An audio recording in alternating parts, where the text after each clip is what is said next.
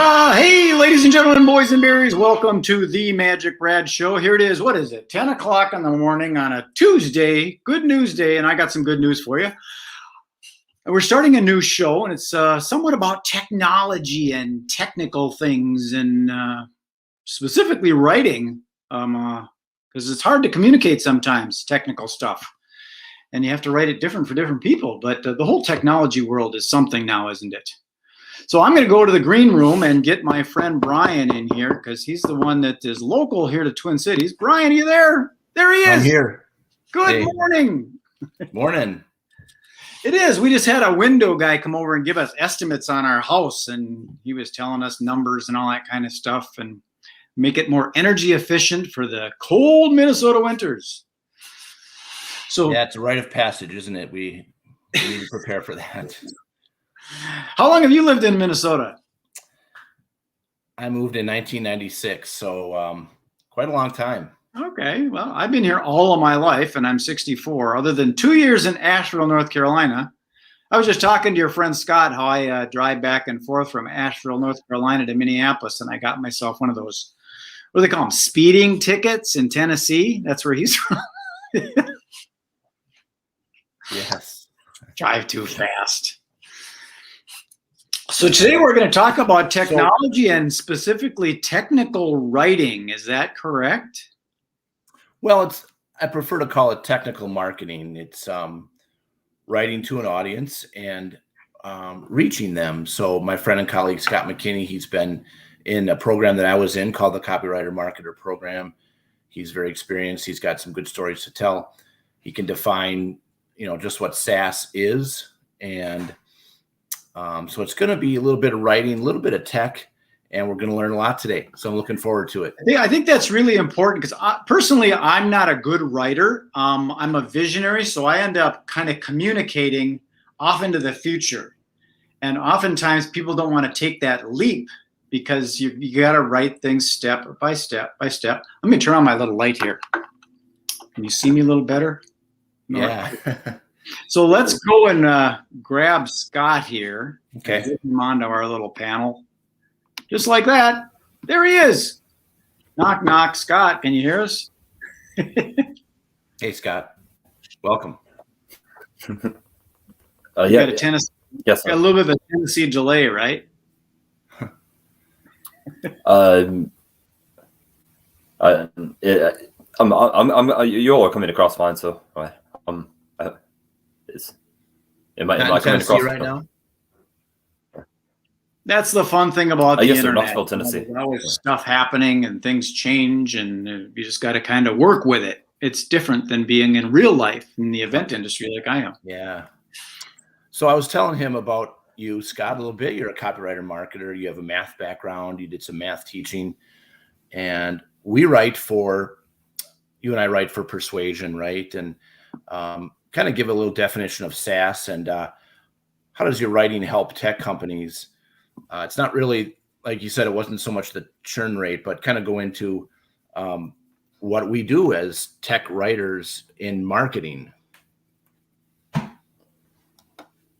Gotcha. Well, yes, it's sort of I would call a B2B technology and SaaS. It's sort of the background. It's sort of behind the scenes. Like if you go to Walmart, you see all these products on the front. There's a whole operation behind getting that from wherever it comes from in the world to Walmart. So, or wherever you shop. That's what we see is the consumer facing front, or the part of that. Behind the scenes is the B2B part, the logistics, the transportation, the manufacturing, and so forth. So it's and then software specifically, like when I walk into working in SaaS, when I walk into Walmart or Whole Foods, like I can see there's a huge and extremely complex logistical operation behind that, and there's all sorts of software involved in that, like from the scanners that people are holding. That's B2B SaaS. It's probably SaaS. It's probably on a subscription because they're paying every month for that software. They're not buying it once. To the trucking companies, they'll use SaaS to record their record everything they're doing. There's going to be software tracking where the trucks is. There's going to be software tracking where each container on the truck is, or whatever they call it. There's going to be software at the warehouses. Then I assume at wherever the products come from. So that's just one example for grocery. You could make a career as a grocery SaaS writer, because all those companies need they need marketing materials to help sell their software. Does that answer your question right now? Sorry to interrupt. I'm talking to a client right now that has software that would go on the tablet in the truck or with the driver, and it would tell them when that freezer in the back is going to break down or not being as cold as it should. It'll give you an alert. It'll give you a signal so your food doesn't spoil if you can somehow help it. It'll tell you when your tires are low. It'll tell you when you've reached the DOT maximum for hours of driving. It's amazing what it'll give you in an alert nowadays. That's interesting, that the technology element of things in comparison to the communication element of things. I think a lot of people have no clue that, like as far as a marketer trying to sell something, they're looking at like a direct sale. I give you $5, I get a cup of coffee. They don't realize all the complexity that went into the communications and the technology from the coffee end. How to grow the beans, how to then pick the beans and process the beans and roast the beans and then grind the beans. So then they got the grounds, and then how to put it in there and the temperatures of the water. There's all that technical stuff that goes into just making the coffee. And then on the other end, it's the person that's making the purchase. A lot happened into getting that $5 bill. How was that thing acquired, and how did they work to get it, and what job are they in? So a lot of people that are doing direct marketing, they don't realize the plethora of other information that's on both sides of that transaction. So what you guys are talking about, I think it's kind of fascinating. And when you start talking about technology for checking the tire pressure, because that might slow down the delivery, now you might not have the product on the shelves to be able to sell. So if the consumers have money and you ain't got product, that's fascinating.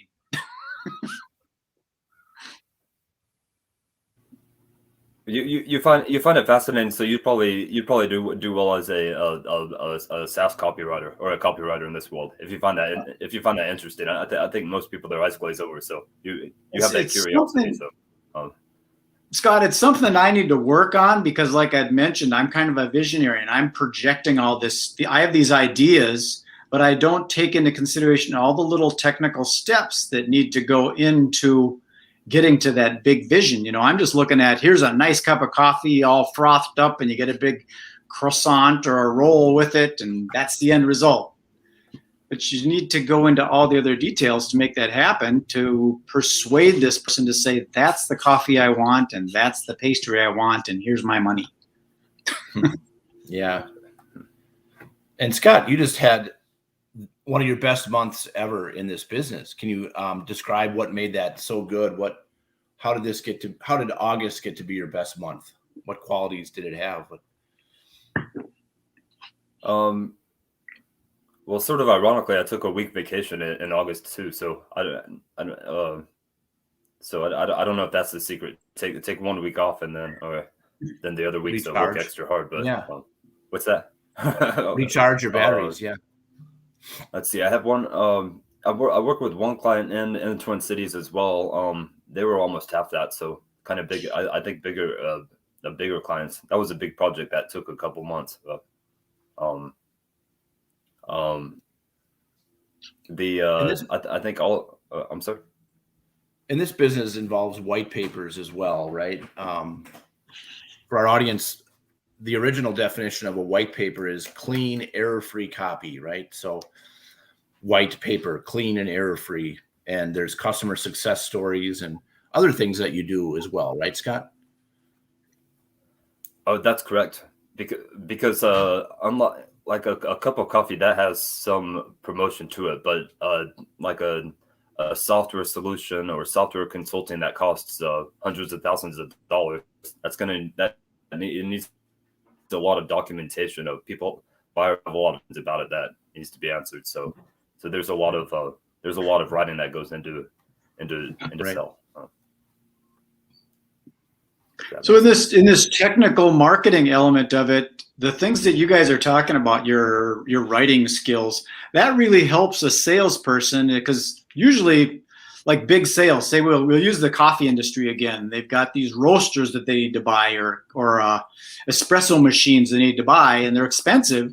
So there's a long process before they make that decision, and it's all of your writing that goes into that makes that person say, "Oh, okay, I don't know if I trust this guy, but here's all the technical details and all the specifications for the machine and everything." And I can understand it now, because a confused mind doesn't buy. If you can explain it all in good detail, it increases that trust factor, and the person that's buying it now will make that purchase. So you guys are actually helping salespeople get their job done. Right. It's the know, like, and trust law, KLT, that's so prevalent, as Scott and I have learned in the stuff that we've done. And especially in this day and age of the internet, you can't trust anybody until you get to know, like, and trust and see them and understand what they're about, because there's fluffy stuff out there on the internet. Right. And then, back to the coffee example, maybe that vendor only wants fair trade coffee. So you've got to prove it, get some kind of symbol in your software. Is that symbol real? Is it, there's all that proving you have to do with your software as well. So what do you mean? What do you mean a symbol? Isn't there a fair trade symbol on the back of those coffee bags, like certified fair trade? So something like that you might not put in your white paper, because that's supposed to be clean and airy. True. Well, it would go on the brochure, definitely. It's something that increases that trust factor of the allegiance with that fair trade element. Scott, is there one thing you like doing more than others? One type of paper? Now there's email marketing in this too, right? There's persuasion in the emails that we do. Totally. There's white papers, emails, copy. There's SEO that we sometimes do as well. Is there one of those that you like more than the other, Scott, or prefer to do? Just you have good knack for it, or you just enjoy it more? Let's see if those. I think it's more about the client. Like for me, if I'm working with a client that I love, I feel good about their product. Like I'm enthusiastic about them. Then I guess the medium doesn't matter. Fortunately, all my clients I'm enthusiastic about, or they have outstanding products, and they're good companies. So, but you would, if you're writing for SEO versus writing for an email broadcast, that's kind of totally different, isn't it? There's a lot of research you need to go into the SEO element of it. Or I'm just learning more about SEO, and to me, it kind of seems like you just write something and hope that it sticks, because you never know what keyword someone's going to type into the keyboard. I think all of my clients, they give me they have an SEO, they have some software. I don't know what they're using, but it's really detailed software that goes into that. They have a dedicated expert to give that. But I think you're correct. But I've got a YouTube channel that I used to use before, and what I did was I did basic SEO research. Like I would just type in I would try to imagine like what people would be searching, and then Google gives you like suggested search terms, and then I just make that the title, and that worked really well. So and Google sends a troll out to each website and looks at it, and they're changing the rules for optimum SEO every 2 weeks. I had one that hit the #1 organic ranking once, and 2 weeks or a month later, it wasn't the #1 organic ranking. So I like what Scott mentioned as far as using Google to find the suggested searches, because Google's the king, and then use that word, and then you use that as your title in your YouTube, because Google's tied, they own YouTube. So I would think they would, we can't say for sure, but I would say that they're kind of a little biased towards giving ranking to YouTube over Vimeo or other course. They probably favor it a little bit.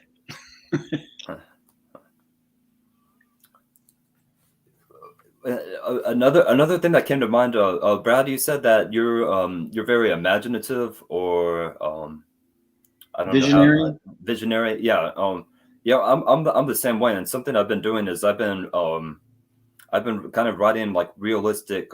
There's this whole like writing style called realism, like I think the classic one is the Red Wheelbarrow.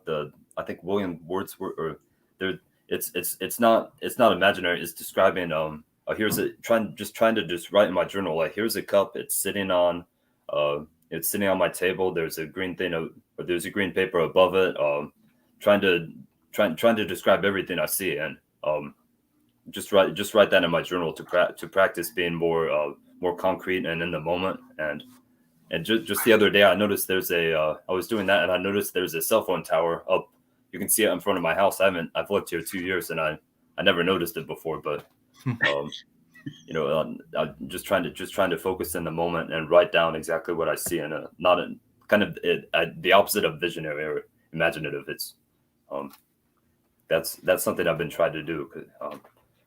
So that's a good little practice to kind of ground a person and get them back into reality. Because like what you just described on your desk, I could say there's an evergreen shaded vessel. That doesn't say green coffee cup, does it? This one has I don't know what this is. Or it's some kind of I'm not Minion. familiar with these pop culture terms, but Minions. Is it? What's that? I believe they're minions. Minions, or I think it's something from one of those TV shows, but yeah, that's what that is. See, I described it totally wrong, so I'm not a very good writer. So who would be the ideal client for the things that you guys do as far as the writer? Because there's a lot of different stages, even within a company. Do you prefer to write for a specific industry, or you kind of like, I'll write for anything from travel to hospitality to, I don't know, a nonprofit turkey growers federation or something? You write for anybody? Well, I think you can go scientific. I did scientific marketing, and that was kind of a niche, even though there's niches within niches. So it gets really fine grained, or it gets, but you have to, it's, most of us pick a niche. And so it's going to help your expertise level. It's going to help the trust factor when you get better at that one niche, and success will come to you that way. Wouldn't you agree, Scott? Yes, I agree. It's maybe counterintuitive. Like if maybe you think being open to anything would bring you more business, but I've tried to do the opposite of really zeroing in on like really one specific small industry, and that. And we were taught, Scott and I were taught by an amazing instructor that doesn't have any college experience or training, and he was able to write for nearly every industry, it seemed like, in copywriting. Isn't that right, Scott? Mr. Boswell was well-versed in many different niches, but I think that's rare. I think it's not only rare, but I mean, if you're a self-employed, subcontractor type employee, like an example is I had a photographer friend, and photography is a pretty broad thing. There's event photography, wedding photography, wilderness photography, portraiture. He decided to go into the Hmong wedding market. And in Minneapolis, St. Paul is one of the largest Hmong communities in the country. And he decided to go just for Hmong weddings. So everybody knew exactly what he did. So there was no question, like, do you do pets? Right. There was no question. No, I do Hmong weddings. And then once he established that wedding, then it would branch off into doing their senior graduation photography and possibly something for a business or whatever. But by being in that one niche, everybody knew, and there were no questions, and he was the person to go to for that. Right. Interesting. I think that's sometimes helpful. For me, that's very difficult. I have a real hard time. I've got what I call entrepreneurial ADD. It's really hard for me to stay focused on anything. That's right. And for something I caught something that caught my attention about Brad. Well, two things. First, you said I think you said you're 64, which means you're born in 1957, and Yeah. I saw on your LinkedIn you've been self-employed since 1962. So you started when you were 5 years old. Is that? I've been because I started as soon as I graduated from high school. When I graduated, I used to do magic full time, and then I graduated from high school, and that was in 1975. Hence the name MagicBrad. Gotcha. Yeah. I have done like I did work for the county for a few years, and I got laid off, and that's when I found out that job's not secure. So I decided just be full-time self-employed, and I did it as a magician. Then I got into other things, and now I do digital marketing and event marketing for other people. You can be self-employed when you're 5 years old. You can do magic shows in garages. I did. Your own garage. That's how a lot of people start. I used to charge a quarter. I would charge the neighborhood kids a quarter, and I would sell them Kool-Aid and cookies and popcorn. Great. Yes. Love it. So I have an assistant at all, or did you have an assistant or someone to? I did as I got older. I worked with a neighborhood friend, and him and I did it. And we had 2 girl assistants, 10 doves, and 2 rabbits that we did little shows and traveled around the region area. But then we found out that that's more work than it's worth, so we disbanded. And he went into the trade show industry, doing presentations for exhibitors, attracting crowds to the booth. And then I went in and produced that trade show, and I used to do company picnics and holiday parties and awards banquets and city celebrations. And yeah, I was self-employed, and I like it. Well, we both have something in common in the fields that we're in. Believability, right? Trust. Is it believable? Is it authentic? Yeah. Did you ever cut the body in half with a saw or? 3 pieces. We used to cut them in 3 pieces. I did have a small one that on a tabletop, I would put the willing volunteer on the banquet table, and I'd put a little thing over the top of their waist, and I used an extended saber saw blade. It would chop through them. So yes, I did that. And then, great. But the concept of believability, it's an interesting thing, because as a magician, one of the first things people sometimes say is, "Where's my wallet?" Because of that preconceived thing of a magician being a thief.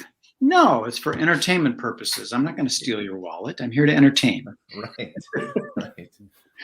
But as a writer, you have to, I mean, if you think about, okay, I'm going to hire a writer. What am I going to pay somebody to write me a 1-page white paper? What's the value of that? It's really hard to sell. Like, if you're going to do something like that, it might take a few weeks. It's going to take some time. And if you're billing yourself out monthly or hourly or per paper, how do you price something like that? Well, we don't do hourly. I think that's a established norm in the industry it's not so great for the client, and it's not so great for us.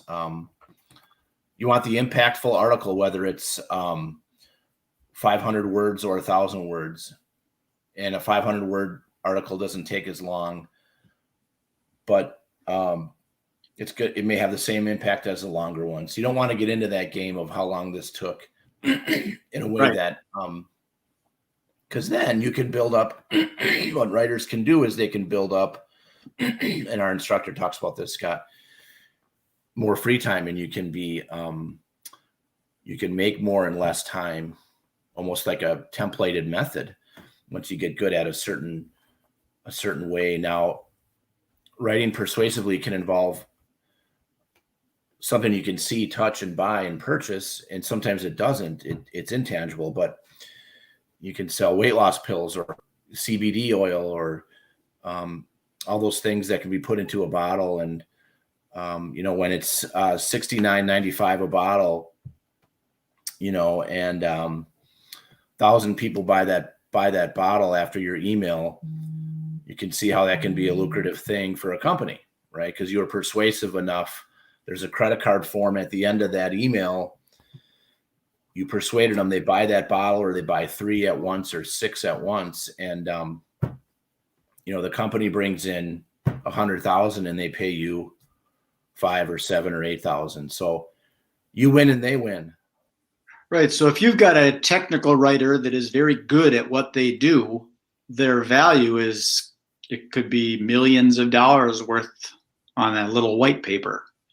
Say, guys, we've gone for about 25 minutes, and I try and keep these kind of tight to about maybe half an hour. So how about some final words, and then I'll put you back in the green room, and then we can maybe meet after in the green room and have a little conversation of how this went. Because for those that don't know, this is our first in a series, and we're just testing it out and seeing how it goes. So is there any like golden nuggets that you both could share individually and kind of let us know about what we should do with our technical writing? I would say if you've got a great new product, if you've got a new website, you're a new business owner, reach out to one of us. We can put out some copy for you, whether it be persuasive or just general web copy. We can give you a 15-minute consult on that and kind of give you a direction. I call my company Technical Trail because I build a roadmap with you. What does that roadmap look like? So reach out to us on LinkedIn. Go ahead, Scott, if you have anything final to add. Yes, if you would like to connect with me on LinkedIn, I publish I publish some tips around persuasion and writing and B2B writing and related things. So I'm just Scott McKinney, Knoxville, Tennessee. Follow me. I publish the. You don't need a Brian, Minneapolis, Scott in Knoxville, and Brad in. And I've got information on my services there. Right. Yeah, well, again, like I said, this is the first of others, and so our inaugural little video on technical writing. So I'm going to put you guys in the green room and sign this one off and stop the broadcast. But if you stay in there, I'll bring you back on. We'll have a little conversation, and we'll talk further about how to do this better. Okay? All right. Thanks. Thank you very much, Scott. I appreciate your time. Thank you, Brian. So there we got our friends at Technical Writers. It's a fascinating topic. I never really thought about the in-depth element to that because, like I said, I'm a visionary. I'm always thinking out there. But I appreciate you taking the time. I'm going to sign this one off. Thanks again. If you want to know more about me and them, you can also go onto YouTube and subscribe to the channel and find other things and give it a thumbs up. We'd appreciate that. That is always helpful.